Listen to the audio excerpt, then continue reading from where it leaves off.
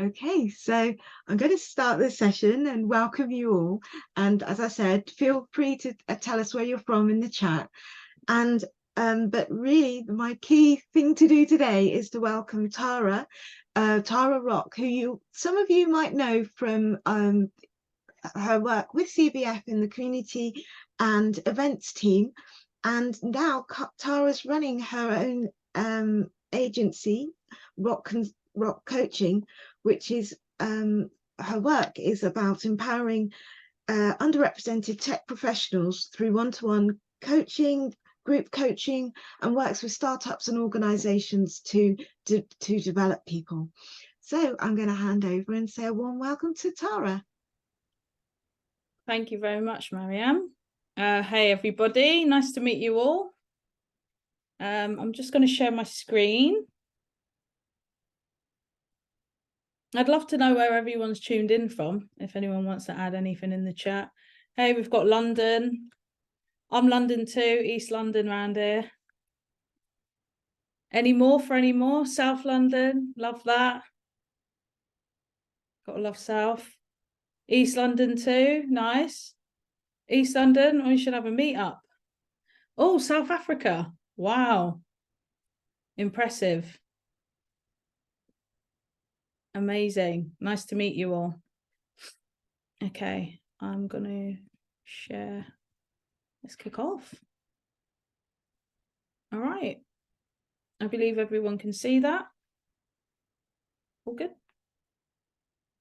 All right. So as Mariam articulated for me very nicely, this is an online talk on my unconventional path to tech success and navigating it without a degree.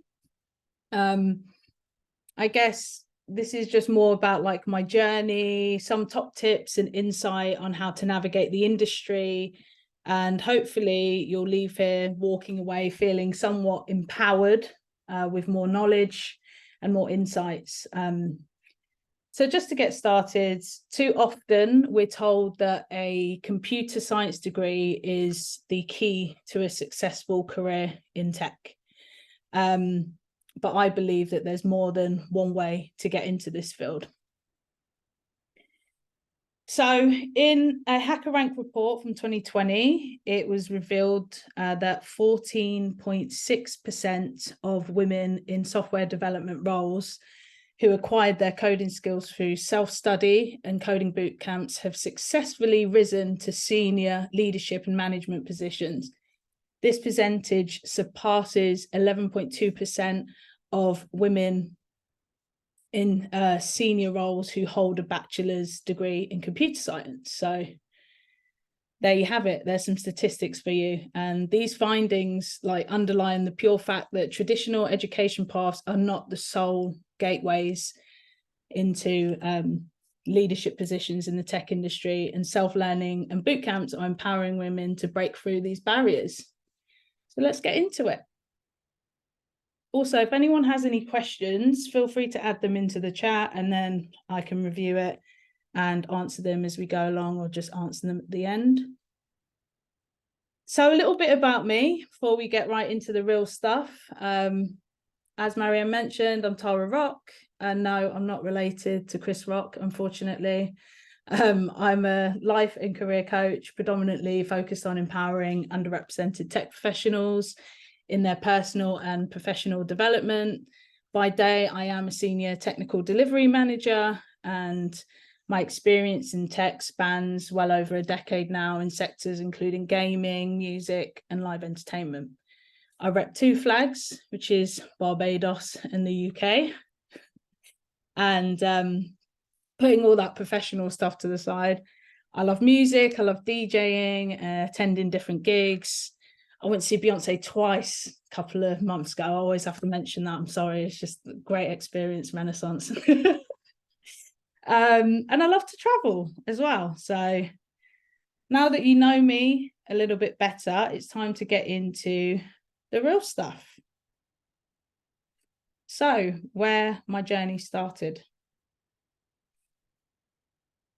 I mean, this GIF right here, it really does perfectly describe what the early stages of my life and career looks like. It was an absolute mess, a shambles. You can probably guess my age just from looking at the year, but I'm not going to share that with you on here. But in 2004, I finished my GCSEs, and shortly after this, I moved to London to seek better opportunities. So I'm actually from a very small town called Oakham near Leicestershire. You just got to Google it to see why I left. But came to London to really seek more opportunities, and plus I absolutely love the partying scene, so that's why I came here. And once I reached London, I decided to attend Lambeth College and try and pursue music in some capacity and studying music technology. What started out really great in the beginning, it didn't last very long. There was a lot of, oh, you got to do science. And I was like, what has this got to do with music? So I kind of veered off very quickly and dropped out a year later. And due to this, it really did jeopardize my chances of like going to university. And to be honest, I actually felt like a failure. Everyone surrounding me was, you know, went to uni, and I couldn't really engage in conversations, and I just didn't know what I wanted to do. And that was the pure reason why I decided not to, you know, pursue the educational route, because all of the subjects I just didn't enjoy. I didn't want to waste any time, and I certainly didn't have the money to kind of fund me. So I decided I had no choice, and worked in retail for a couple of years, worked at Sports Direct. I chose Sports Direct because I really didn't want to wear a suit. So I was like, what's the best job where I can just wear casual attire? And Sports Direct was the number one for that. So that's when I joined them. And I did a couple of like events jobs, and yeah, but it kind of got to the point where I was like, okay, this isn't it. This isn't where I want to be in life. What can I do? So I really started to assess my skills and the interests. Like I knew I wanted to work within tech in some capacity, in like gaming or music or some way within those sectors.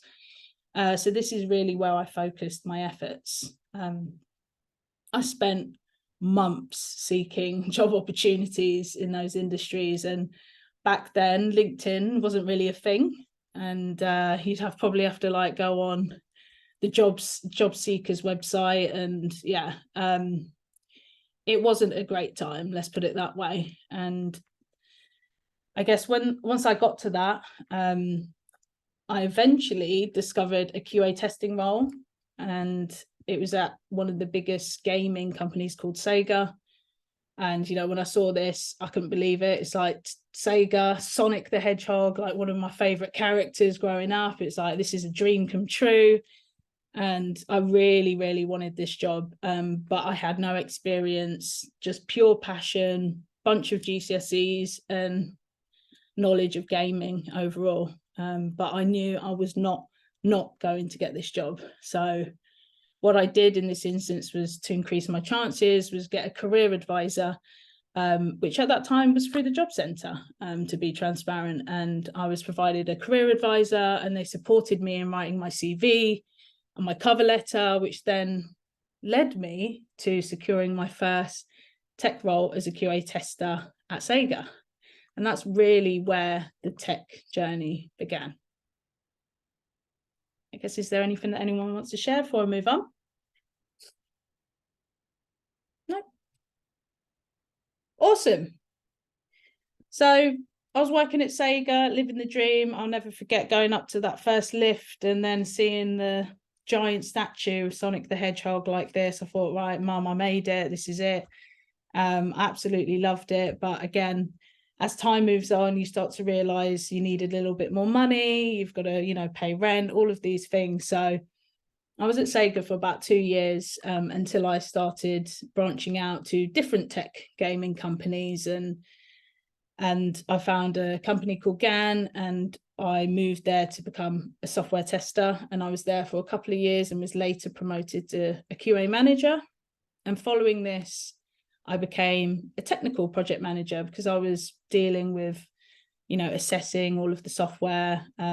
This kind of led me to the delivery space, and that's when I became technical project manager. And I was in that role for quite a while, for about 4 or 5 years. And the reason why I didn't pivot is because I wanted to focus on like self-development, self-learning, and just doing different trainings, like gaining more certification, just to build that confidence, because I felt like I got progressed very quickly, but the imposter syndrome would start kicking in. So I spent a lot of time like doing self-studying. I got a Scrum Master's certificate, did Agile project management, Agile fundamentals. And then I became like all of this experience and knowledge later kind of led me to join the startup world and become a delivery manager, where I would support tech engineering teams in delivering new products and services. And within a few years, like, I was promoted to senior agile coach, so working more closely with senior leadership, just enhancing their ways of working on some exciting initiatives and projects. And this was all great. I was living my best life. I was at a great company that was in the music and events travel space. But unfortunately, after a year after achieving this milestone, I faced a redundancy. So with all of that knowledge and those learnings, I knew I had what it takes to really start my own business and just help other people achieve the success in tech through my own personal development. And that's really where Rock Coaching started. Now in 2023, the journey still continues, still learning, still running my own coaching business, but also doing a couple of contracts on the side as well. So it doesn't stop there. Now, as great as all that looks on paper, like most people, I hit a few roadblocks, and I really do want to touch on those briefly, not to dwell, but to really recognize that they're a part of the journey and it wasn't all smooth sailing. So first of all, imposter syndrome. This was often creeping up on me, and I guess because I didn't have that traditional background, I would always question, why am I here? All these limiting beliefs on my abilities, and that would really, really kind of take me away from my learning and development. So then I guess the educational barriers within that as well, which contributed to the imposter syndrome, was all of the job descriptions that seemed to slam the door in my face because I didn't tick the usual educational boxes. And this was very challenging at the time, and I steered away from applying for jobs because of that. Bias and stereotyping. I guess I don't need to go over this, but I'm sure many of you may have or may have not experienced this. But this exists, running into like different stereotypes about, especially from a working class background, and, what a tech professional should look like, and not being a part of the boys club, and, where people from tech should come from, and often being overlooked due to that. And then underrepresentation in the tech space, being a woman of color, that's not, and especially back then, wasn't widely represented in tech, and it sometimes meant feeling like an outsider. The pay gap is real. I saw many of my peers with similar or even less experiences earning more, and that wasn't great to witness. Promotion pace, like, again, peers would move up the ladder more quickly than me, and that was just hella frustrating. It's just like, why? I won't go into too much detail, but it was like, a lot of people were in director roles within the blink of an eye, and I was still there like, why am I not a director yet? So yeah, and I guess, like, here's the thing though, each of these challenges I found was more of a stepping stone and not really a stop sign. They were tough, but nothing that I couldn't overcome. And overcoming them, I'll share with you just a few things that really worked for me, and just some top tips overall in general, especially when it comes to dealing with the two key things that were challenging for me, and that's imposter syndrome and the educational barriers. Don't know whether you've watched Insecure, but Issa Rae, this is a classic scene of hers. But I'll touch on this one. So navigating imposter syndrome. If you're not familiar what imposter syndrome is, it's that feeling like you might be found out, or that you are an imposter, like that you're just lucky to be there. You caught a lucky break. And I'm going to break down a little bit for you on how you can really kick these feelings to the curb. So first of all, recognize it, talk about it. Talk to someone that you trust. You'll be surprised of how many of us really share these feelings. And it's okay to not know everything. Like, tech is always evolving, and it's impossible to know absolutely everything. Like, so give yourself permission to be a learner, ask questions. Every question that you ask is really a step towards being even better at what you do. Know your worth. Like, you weren't hired by accident, right? You're here because you have a unique mix of skills and potential. You belong here. You belong in this space. Reframing your thoughts. So the brain tends to play tricks with us. They can take the smallest thing and turn it into the biggest worry. So just catch yourself when that happens and turn it around. Replace "I can't do this" with "I'm going to learn how to do this." It's really all about perspective. Seek a coach or a mentor, and these do differentiate. And a mentor is really somebody who's like a trusted advisor and supporter, who has traveled like the path that you're already on or that you're trying to get to.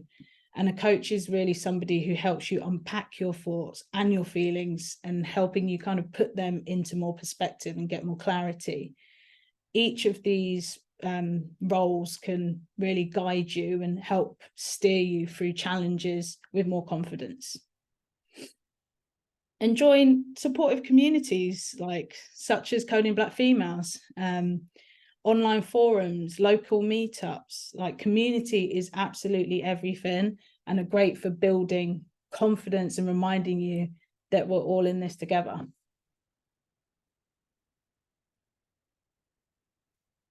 So when it comes to navigating educational barriers, just apply for that job, I beg you. Like, don't spend too long in it, right?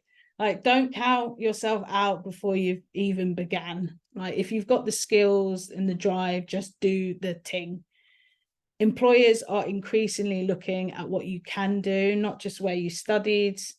And there's actually a report that was run by HP has shown that men apply for a job when they meet only 60% of the qualifications, but majority of women only apply if they meet 100%. Now that's insane. Just apply. And normally when you get into these jobs, you don't even have to do half what's on the job description, or you end up doing something completely different than what's on the job description anyway. So I wouldn't worry too much about that. Just go for it. Upskill through short courses, right? There's loads of resources available online. You can even go on TikTok. Everything is on there, on Google. There's bite-sized courses, LinkedIn Learning, Codecademy, and then there's in-depth boot camps like Coding Black Females. You know, these can be really great ways to fill in any gaps and just show off your commitment to learning. Network for job referrals. Now, it's about who you know. Networking can really open doors that degrees don't. So just connect with people in the industry and let them know what you can do. A personal referral can really go a long way. Build a portfolio, like show, don't just tell. Build stuff, whether it's apps, whether it's websites, any projects that you have. If you've got an Instagram or something, just promote it on that page, especially if it's relevant. And these become like proof of your skills and show your commitment, and show that you're a self-starter as well. And become your own brand, like share your journey, thoughts and projects online. This builds your reputation in the tech community, and your personal brand can often be just as powerful as a formal education. And then think outside the traditional box, right? There are so many different tech roles that don't require a conventional degree. And we're actually going to talk a little bit more about what those roles include.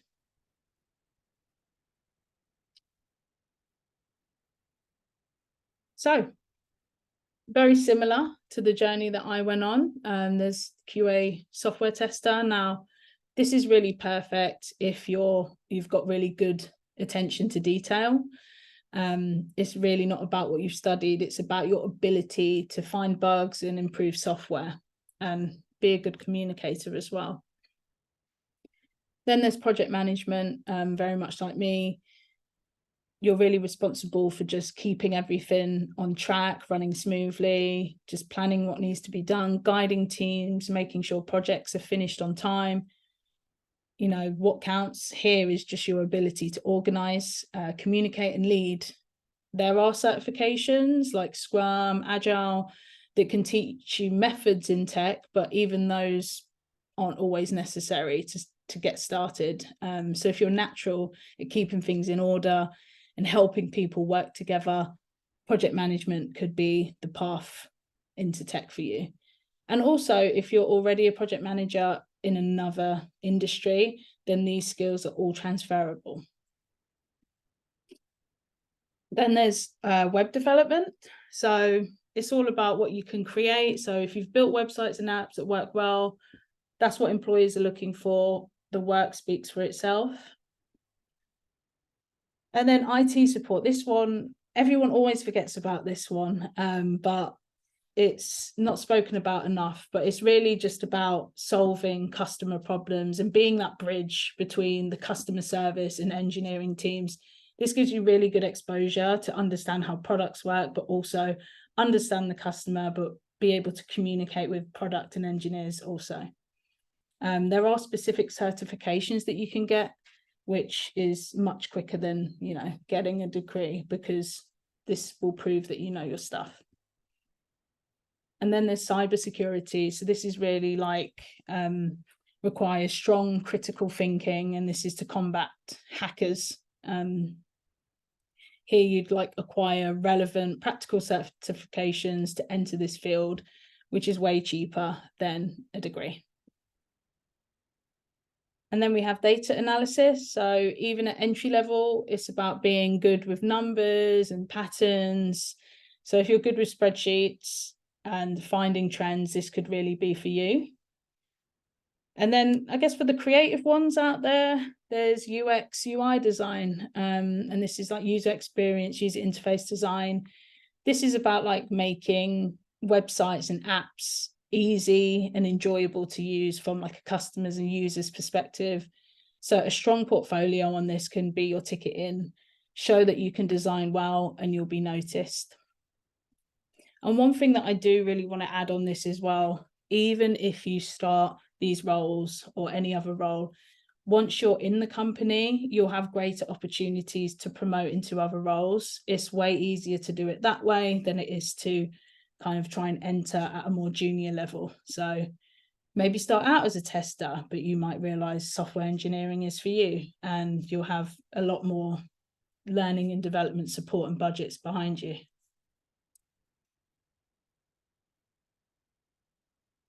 So landing your first tech job. Just going to take a sip of water. My mouth is dry.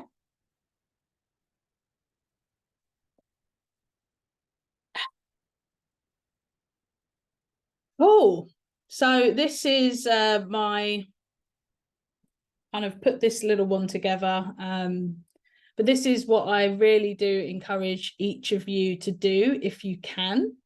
And this is really just assessing your strengths. So before you start applying for different jobs, like really get an idea of what it is that motivates you and where your skills are. And this exercise right here kind of can help you, give you clarity on that. So this is kind of like, just to give you an overview. On the green section, this is kind of what you would put, what you're good at, and what you love, right? You can add this into like Miro or Mural, take a screenshot of this, or can share the slides afterwards. But you can just place, you know, top 3 skills in each of these areas. So we'll start with the stuff that you're good at. These are the things that just really give you energy, motivate you. And then on the orange, you've got, these are the things that you're not good at, but you love. And this is kind of like your area of growth. And then in the blue corner, we've got the stuff that you're good at, but don't love. For example, I really don't enjoy doing project plans and spreadsheets, but it's something that I'm just good at and I just have to do, and it comes as a part of the package. So these are kind of the things that, you know, don't get you out of bed to do, but you're still quite good at doing it. And then in the red zone, this is kind of like all of the things that you're not good at and the things that you don't love, and they really just drain your energy. And anything in this space, try and avoid, but keep sure that it, you know, make sure that it's there and you're able to kind of visually see what it is. So if you find that the career path you're on is steering more towards the red zone, that's when you can start assessing whether you're on the right track or if you want to have, you know, a career change. But also sometimes challenge yourself in these red areas, because you might find, even though you think that you don't like it, you might end up liking it. So yeah, a little bit of both. So yeah, and I guess if you want to use this exercise, give it a go. But what you kind of want to aim for is moving everything from the orange to the green, and set some SMART goals, specific goals, measurable goals, actionable, relative, timely, and review them every single quarter and just kind of see how you're progressing on that. But this is kind of something that you'd use throughout your entire career.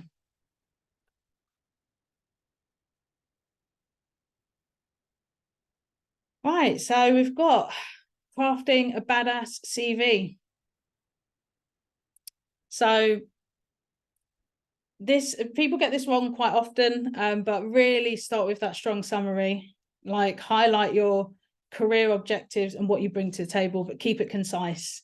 Like this is like the first thing that hiring managers and recruiters look at, and if it's compelling and eye-catching, then you have more of a chance of having your CV put through. And focus on relevance as well, like tailor that CV to the job description. Don't just apply, you know, find out more about the job description and make sure that it's aligned. Even if you've got 10, 15 different CVs that are all slightly different, that's okay, right? Just tailor it to that industry, have those keywords in there and phrases that align with the requirements of the position, and just highlight those transferable skills that can be applied to the role that you're targeting, especially if your previous experience isn't directly related. Quantify your achievements. So wherever possible, use numbers and data to quantify your accomplishments. For example, increase sales by 20% through an online marketing strategy, or if you use TikTok or Instagram, you can even, you know, showcase those findings.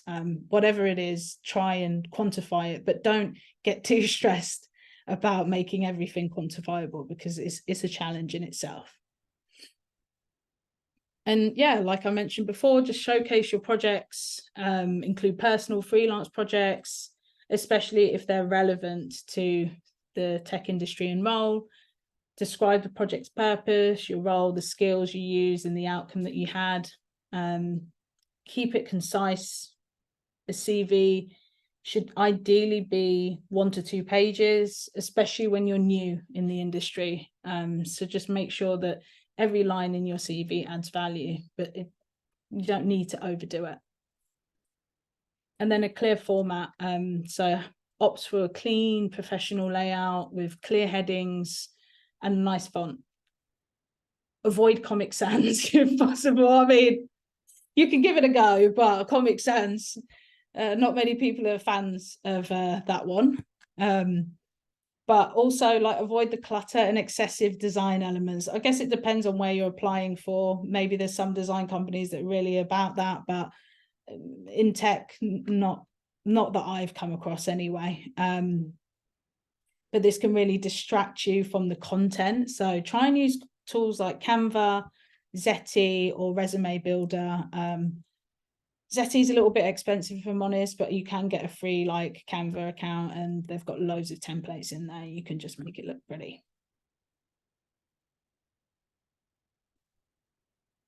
Writing a slick cover letter as well. So I know cover letters, they can be really long, but honestly, it does increase your chances of your application being looked at over somebody who hasn't done it, right? So within that cover letter, personalize it. Again, just ensure that, try and find the hiring manager's name if you can find it, but no worries if not. Really avoid generic openings like to whom it may concern, like really tailor it to the role and the industry and just make it feel a bit more personal. Tell a story, right? So your cover letter should tell a narrative that connects your past experiences with why you're excited about the role and how you can contribute to the company. Everyone loves a good story. Demonstrate knowledge, show that you've done your research on the company and the industry, and articulate how your goals align with the company's mission. Be enthusiastic, right? Express genuine enthusiasm for the role and the opportunity to work at the company. Now, if you're not enthusiastic about it, then you're really going to have to question yourself, because that means, what are you doing? Like, you have to be passionate about this thing that you're doing, unless you're just in it for the bag. Now, however you work, but look at like a passion can really be a significant differentiator when they're looking at a cover letter. And a call to action. So conclude with a call to action, such as expressing your desire to discuss how you can contribute to the team in the interview. And then I guess finally, ChatGPT is your friend. So if you're not using ChatGPT already, definitely give it a use. If you really do struggle with writing cover letters, like utilize generative AI with tools like ChatGPT. But if you do decide to use it, just try and not share any personal data, personal information. And also using it word for word, try and avoid that as well, because it would end up being very generic. So just add your own flavor, make it pop. Just add a bit of seasoning to it. And then winning at job interviews. You've got the great Viola Davis here. So yeah, do a bit of research, right? I mentioned this a few times, but it's something common that we all forget sometimes. And it's just really knowing the company's products, the services, what's their culture like, check in on LinkedIn on where everyone is, and check out the diversity, check out everything. Really look at like their recent funding, especially if you're going for a startup. What's their financial status look like? What's the stability? What is their runway? And that can kind of shape on your longevity within the company. So having this knowledge is really important. And it will just allow you to tailor your responses and just show them that you're informed and interested. Practice common questions. So prepare for some of the annoying questions that people tend to ask. Tell me about yourself. What's your greatest weakness? Why do you want to work here? There's always going to be somebody that will ask a question in relation to this in some way, shape, or form. So practice this, craft and your response so that you're better prepared and there's no surprises. List examples of your achievements as well. Sometimes you can just forget about that thing that you did like 2 years ago. So anytime you have a success, just write it down and have it somewhere in a Word document or something. And so you can go back to it. And when they ask you, you're just well prepared and you know how to answer that question. And make use of the STAR method. So if you haven't heard of the STAR method, it's like a framework in response to behavioral related questions. So this is really based on the situation, task, action, and results. And to give you an example of that, if somebody says to you, can you give an example of a tough problem you solved at work? The situation would be, in my previous job, several people started having trouble getting their computers to connect to the internet, which was stopping them from doing their work. The task, I needed to figure out what was wrong and get everyone back online quickly. The action, I checked the equipment, found a setting that wasn't right, fixed it, and then worked with a more experienced teammate to make sure that it wouldn't happen again. Result, the internet was back up in no time, the workday went on smoothly, and we had way fewer problems like that afterwards. So that's just an example of kind of the STAR method. Just some people say, can you give me an example of when this happened? Can you give me an example of that? And this kind of gives you a nice breakdown as how to approach that question. Ask insightful questions. Prepare thoughtful questions that show that you're thinking about the role deeply, that you care about the company, and asking about the team dynamics, what their success metrics are, their recent challenges, and that will really give you a picture of where the company stands. And also a follow-up. Just, if you haven't heard from them within like over 24 hours, 2 days, just send them a, thank you email. Say, thanks for the interview, and just reiterate your interest and why you think you are a good fit. And also just remember, you're interviewing them just as much as they're interviewing you. Like, it works both ways. So even if you don't like if you find that you're not really keen on the company or not keen on the people interviewing you, it's also okay to say, actually, no, I don't want to progress further.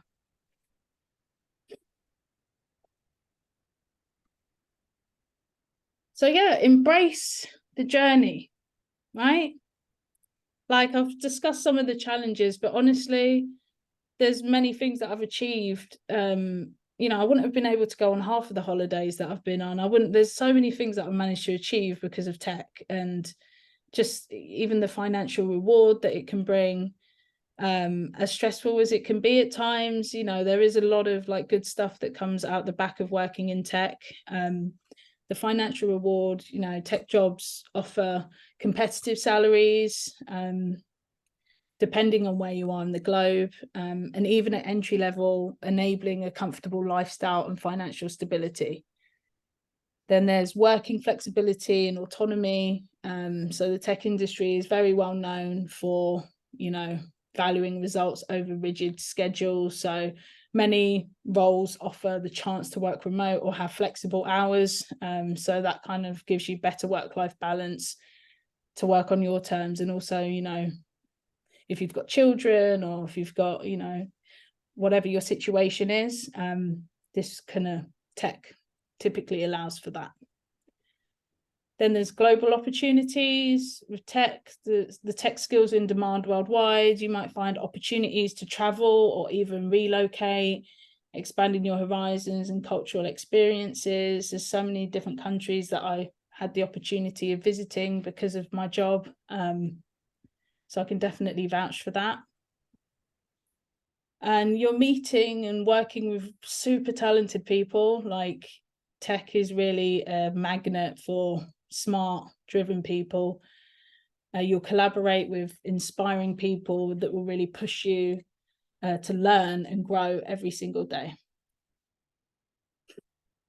And cutting edge innovation. So you're working on like the forefront of innovation, most of the time, sometimes, not always. But whether you're developing like new software, creating or finding creative solutions to old problems, you're really making a tangible impact. And also shaping the future, right? Like, technology is shaping our world, and it isn't stopping anytime soon. And I'm not sure that it will stop. It's just forever evolving. So just being a part of the journey in the industry, you're not just a witness to change, but you're actively crafting tomorrow's way of life. And this is incredibly rewarding and important, especially for marginalized communities to be a part of, because you want to ensure that anything that goes out into the world is also keeping you in mind. So having us in those spaces is really important.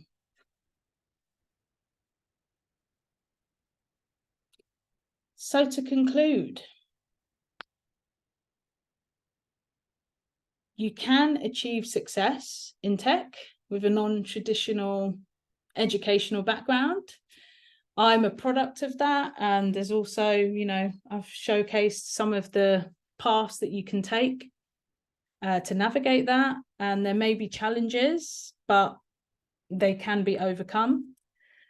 Also, know your strengths, know what motivates you. Never stop learning. Like, never stop learning, and your journey to you is unique. So even though my experience may be valuable, it's not always, you know, do it your way, but also keep in mind other people's experiences in case you get stuck and you need some support there. And that's kind of it.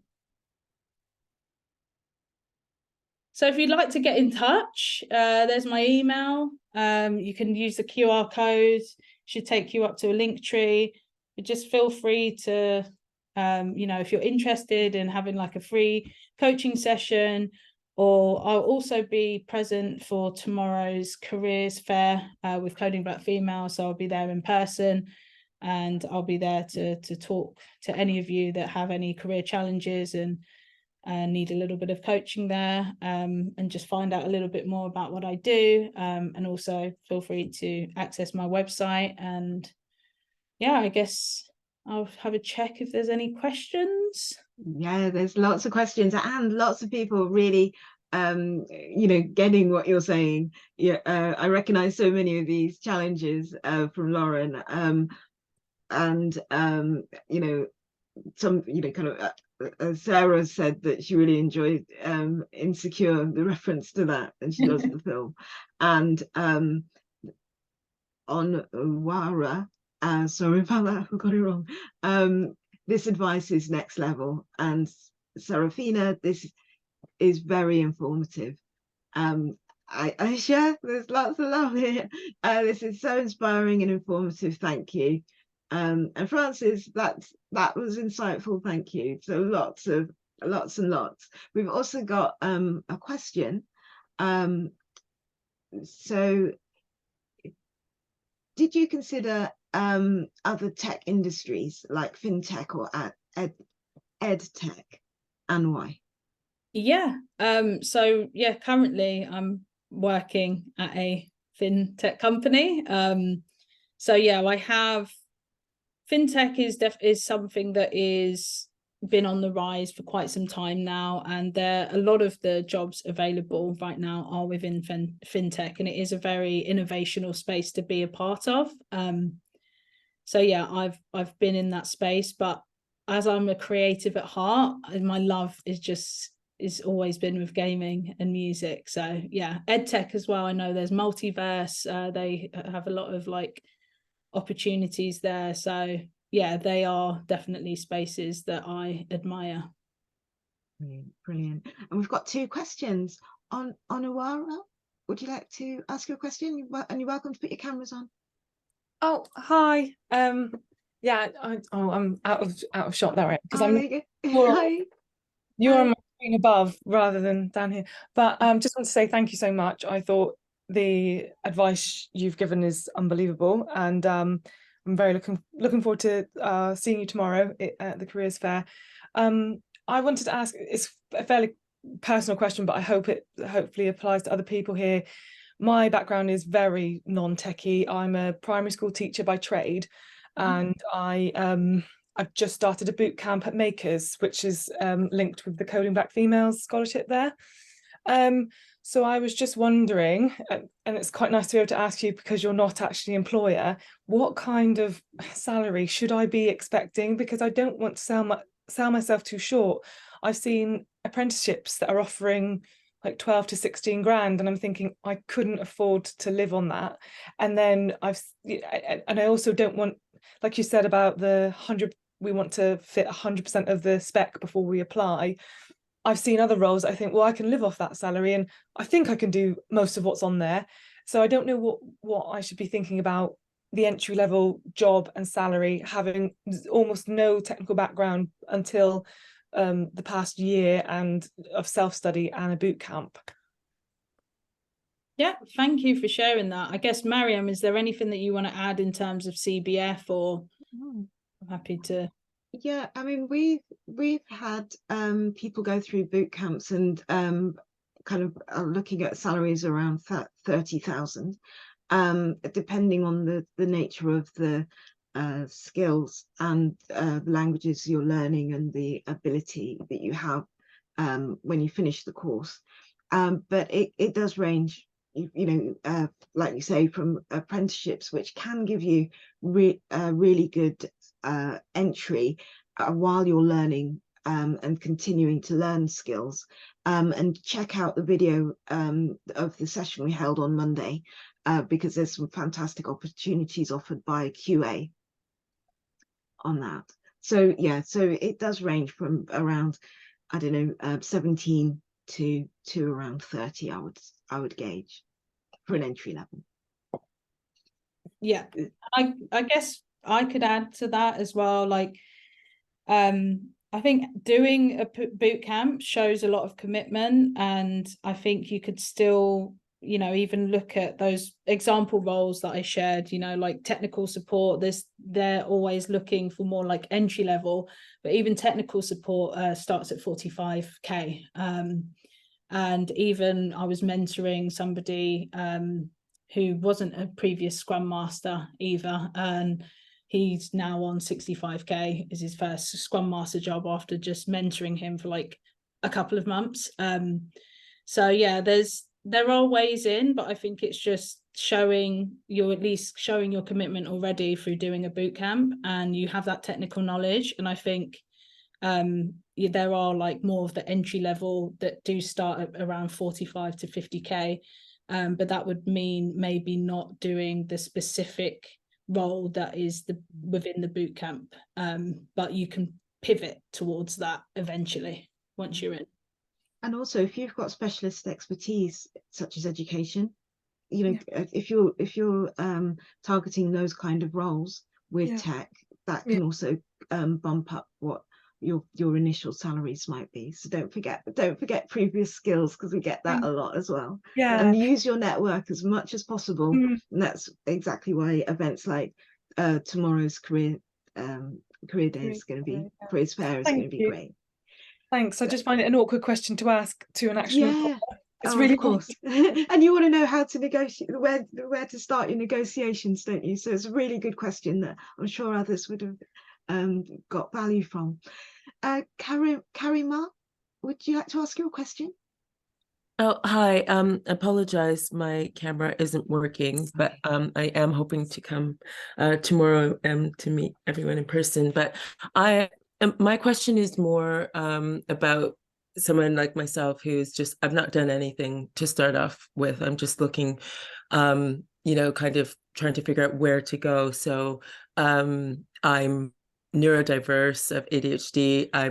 My background is, I have a legal background as well as in health. And my biggest worry for somebody who, I'm 48, and it was through COVID that I kind of realized how little my skills were in this area. And kind of looking at our communities. I'm a Jamaican background, can tell from my accent I'm not from here, but I was born in Canada, but I've lived in the UK for 25 years. I see, it took me a lot just to get my parents into like online banking and things like that, so, but I just see within our communities, like there's just so little knowledge and so much kind of fear of like the tech space. And unfortunately for me, I also went through a divorce during COVID, and didn't realize that my ex-husband knew so much in that space. I mean, he's in banking and he got into fintech. I wasn't even aware of that, and used it against me. I just wanted So to say, my question no, I is, don't want to stop you. I'll let you yeah, continue. But one of the things I wanted to just remind people is this is being recorded. yeah, So no, just, that's, yeah, so just, yeah, I just want to be sure you're I'm totally good with comfortable this sharing. personal Yeah. information. Okay, cool. Yeah, carry I'm on. more trying to find out. My biggest is really for community. I think there's a widening disparity for a lot of, It's a really important marginalized point. communities, and I only see that growing. And just I only mentioned my personal experience to say that, it opened my eyes to the fact that I do need to get educated in this space and try and find a way. I think no matter what space you're working in, this is, there's all these conferences on, AI and the impact of that. So I look at it as, yes, I need to get involved. I'm listening to everything that you've taken on. I definitely would love to watch this back and, really kind of have a deeper thought about it. But I just wonder, I know you talked a lot about like the confidence building in establishing, know what you know, and then, just get a start. So I guess if boot camps are not, readily available and things like that, I guess as a basic course where, just kind of wetting your feet, like, do you have any specific suggestions for that to kind of like really dabble in, a variety of things to see where, where you should set your direction?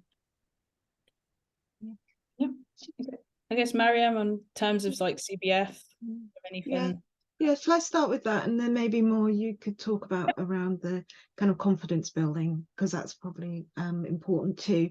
But just in terms of really thinking about, I think it's great that you've actually understood the importance of kind of engaging many more people in relation to tech, especially from communities that have not that are underrepresented in tech, and actually how that then affects a wider community that is then marginalized from tech. So what I think you were also asking was actually, how do you get your first steps on the ladder of tech? So what I always suggest is, if you look for free courses online, there's a lot of fantastic content to get just that initial introduction to tech. But tech sounds so vague, doesn't it? So what I want to just break down a bit is the fact that there's kind of like software development, and actually most software is online.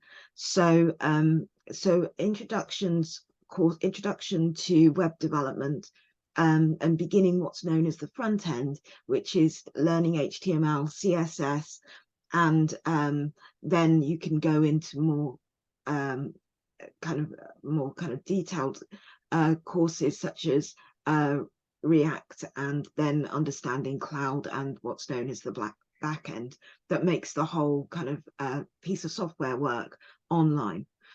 Then there's also another track which I would describe as data, in if you're wanting to learn to understand code, which is much more around learning languages such as Python.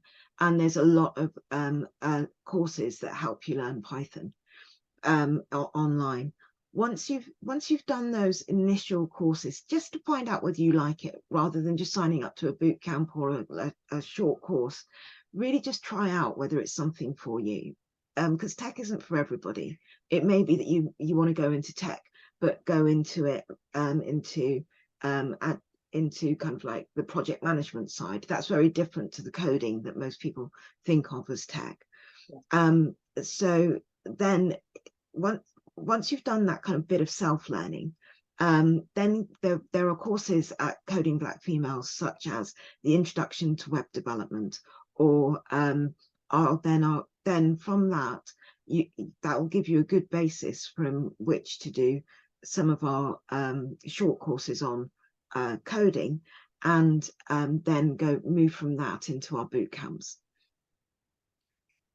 But it does take a lot of confidence and time and a lot of effort. Our boot camps, there's a few people here on our currently in our boot camps today, and it's 2 or 3 evenings a week, and plus homework. And that's often on top of jobs, on top of family commitments, but they're really sticking through and making a change to the way that they upskill their themselves for the IT market.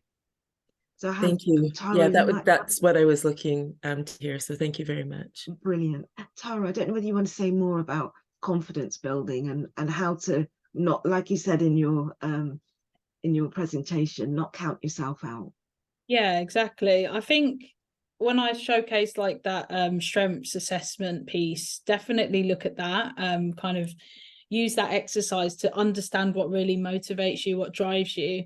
And some of those keywords, there's, I can send some resources afterwards, but these keywords can kind of shape what type of career path makes sense for you based on those skills that you have, what are transferable, what you're motivated by, what you're passionate about. But also, I guess, understanding the fundamentals of tech, because tech is such a broad, it's just, people say, oh, I work in tech, and it just means like a million different things. So as Maria mentions, is, it can mean coding, it can mean project management, it can mean product management, which is more focused on the visionary of the product and how it looks and feels, or there's the design aspect. And I think even with your background in, I believe it was legal that you mentioned, even legal work closely with tech teams. So I've worked a lot with legal teams that look at the T's and C's for our product, and they kind of look at the UI design and how that will work legally for the jurisdictions that we're in. So you could maybe pivot into your current role, but for a tech company, and learn a bit more there, would be my suggestion as well. That's great. Oh, we've got quite a few other questions that I don't think we're going to get to before we finish, but one Rebecca says, a question from Rebecca, she says, love this advice. How did you tackle the boys club barrier and experience in tech?